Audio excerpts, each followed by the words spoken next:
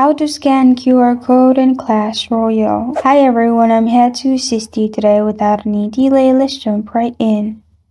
First, open Clash Royale app on your device. Make sure you're logged into your account. After you're logged into your account, click on the three lines at the top right corner of your screen. Here, click on Supercell ID at the bottom. After you click on Supercell ID at the bottom, you will find this kind of screen. Here, click on Friends. After you click on Friends in here, click on Add Friends. After you click on Add Friends in here, you will find your QR code.